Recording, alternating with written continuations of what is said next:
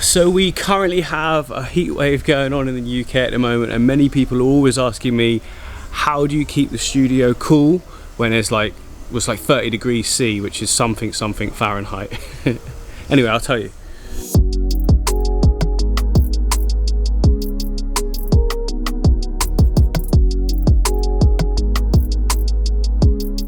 So yeah, first of all, the door's open. I'll open that other door again in a minute, but obviously it causes like reflections on everything. So the door's open. Nice big fan pointed upwards, which will circulate the air, which is also really good. Obviously, none of the heaters are going to be working on any of the tanks that you're seeing here. I haven't actually had them on for a while now because the temperature in here sits at about 20 the majority of the time. Even when it's super hot outside, it's still about 20 degrees in here. So Pancho is a cold water amphibian, I guess so. Yeah, no, well, fish, I don't know what the hell is an axolotl. Anyway, they like cold water, so it's now getting to the peak of the day, and it's oh my goodness, sorry guys, that is appalling. Look at that grime. I'm trying to touch it with my nose to focus. There we go. Wipe all that grime off. Anyway, yeah, so it is approaching the peak of the day. It's going to be its hottest soon, and this is what I do to keep Pancho warm. Not warm. He doesn't want to be warm. Keep him cold. I should have shut that door. This is so hot. Hang on, let me try that again.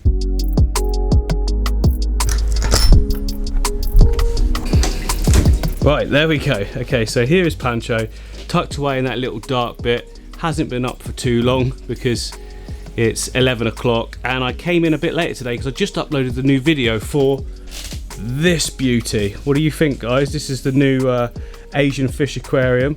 Obviously, it's got a lot of growing in to do. Hopefully going to get a full carpet all at the front there. All those stems going at the back, but yeah, looks great, doesn't it?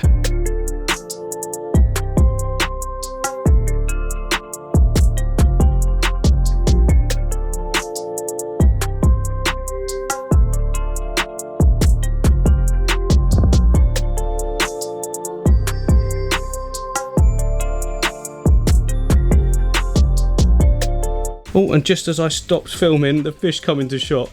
Harlequin rasboras, looking fantastic. They school so well. They sort of stay near the top area of the water. I mean, as I've said that, they're all down here, but they don't stay there. They love the top part. But yeah, I just got a few in there at the moment, just because this filter is fully cycled. I want to keep that cycle going, so I just put a few in there. This masses of volume is not really going to affect anything though in terms of a newly set up plant just getting any sort of algae, unless I messed up the substrate system, but that's another story. Anyway, it's looking really good. I like it. Love these cheap lights, by the way. They're really cool. They're from Amazon, like £30, which is like $40 US or something like that. It's so good. Look at that Trident phone as well. Trident phone's amazing, isn't it? Anyway, yeah, so how do I keep Pancho cool? Well, okay, it's starting to warm up now. As I've shut the door there as well, even the studio is starting to warm up like straight away, even with that fan on. So, what do? Let me show you.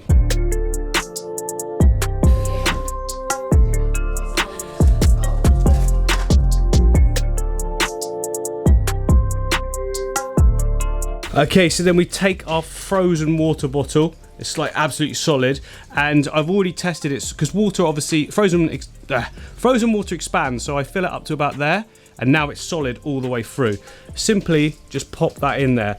Now what that'll do is the water temperature probably would get up to about 22, 23 degrees in here if I didn't do that. That will keep it around 19 to 20. And I've got two bottles and I just sort of rotate them and bring them backwards and forwards. I'm actually going to set up a third bottle as well because it's really hot in the UK at the moment. I might need to do it a little bit more regularly. But yeah, you just leave that there. Pancho's not bothered by it. He actually knows what it is now because I've been doing it, you know, throughout the summer so far. You can hear all the ice cracking there. It's quite cool to watch. There we go. Oh, it's melting straight away. Yeah, so that's good. That's good. That's the way around that. Also, you can just go and buy a bag of ice and just dump the ice cubes in if you really want to as well. But obviously, you've got to be careful. You don't want to do too much, otherwise you freeze the poor thing. Anyway, Pancho will be ready for some food soon. I fed him 2 days ago. He hasn't had a poop yet, so once he poos, I can go and get him some more food. So weird.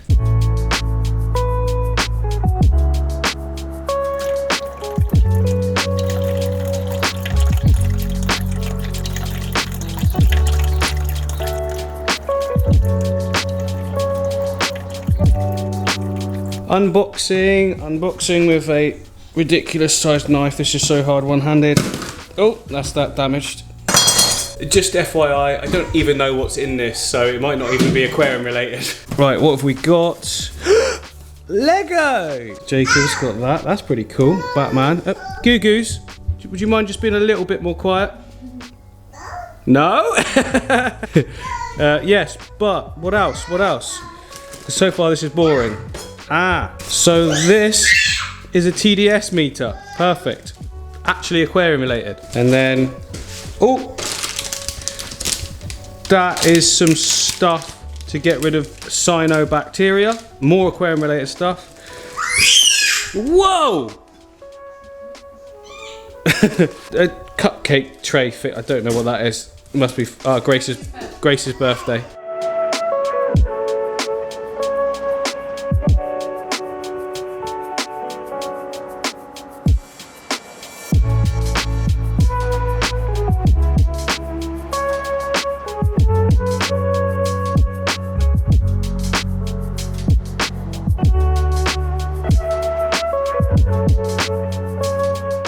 So why do we need a TDS meter? Oh, hang on.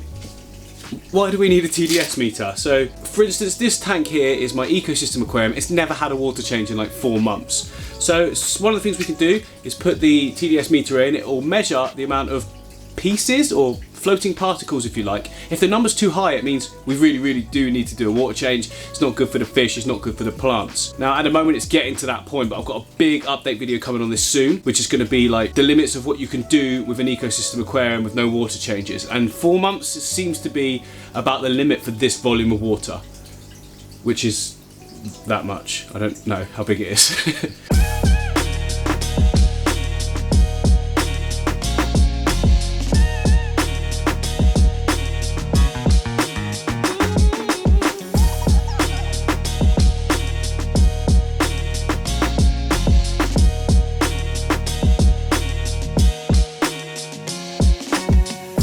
So the way I know that the water is off in that aquarium is because when I put it up against a brand new setup like this, you can see that the ppm, or parts per million,